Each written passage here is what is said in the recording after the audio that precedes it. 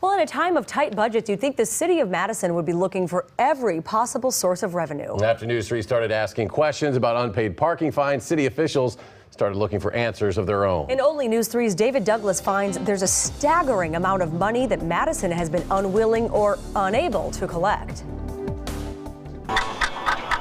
When the meter expires, Is your car? you get a ticket. And if you get enough without paying them, you get towed. There's a lot of vehicles that get a ticket a day. And plenty of people don't pay, It became a tow route. pushing the value of unpaid parking tickets in Madison to $1.6 million since 2007. That's ridiculous.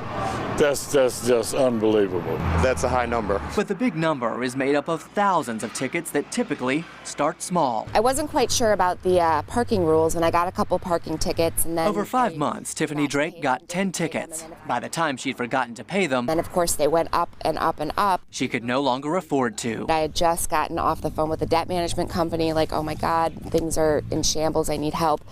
And I came out here and my car was gone. The city had towed it and told Drake she could get it back if she paid $820.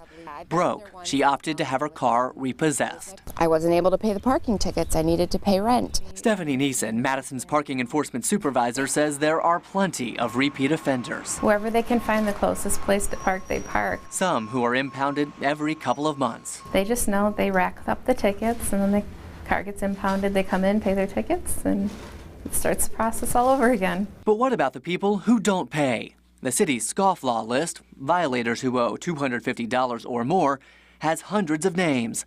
And though the city tows cars and suspends registration for non-payment, plenty of people aren't writing a check. We've got to review the ticket collection program. Mayor Soglin tells News 3 the city could really use the money. Obviously, we'd use it to cover some of the deficits we have in other areas. Though he says sometimes getting it back might cost Madison more. And we have to look at the cost of collection, and they know that.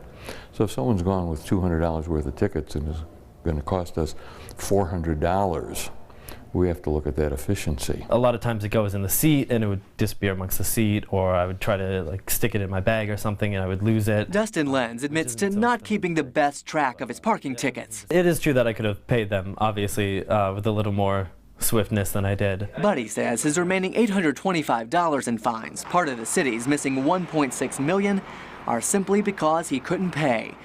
Though he's almost certain he will not be getting cited again. No, I ride my bike now. It's a little easier, and you don't usually get parking tickets for parking your bike on your balcony. No, you don't. In the wake of our questions, the mayor told me he really got to thinking, saying the city had solved the problem of collecting unpaid parking fines once before, but the institutional memory, he called it, had been lost. He's asked the city treasurer, Dave Gowenda, and a couple of others to come up with a team to try to see if they can solve this problem. All right, well, let's throw this out there. So what happens if I go downtown, I get a ticket, don't pay it, and somebody coming after me? Okay, if you get one ticket, Eric, here's what's going to happen. It's going to go along, you're probably going to get a late fee, then you're going to get another late fee at some point, and if you don't pay, eventually they're going to suspend your registration, and then before you can register your car the next year, you're going to have to pay the ticket. That solves the problem most of the time when there's a small fine situation. All right, but what about the big fine? Not that we want that, but what happens? Well, if you get more than $250 in tickets, what's going to happen is your car is going to get sent to impound if it's found in a parking violation. Now, after 30 days or so, the city can actually junk your car. They'll send you a notice, and if you don't come get it. This is a big question we have from this. Last year in 2010, the city junked 607 cars.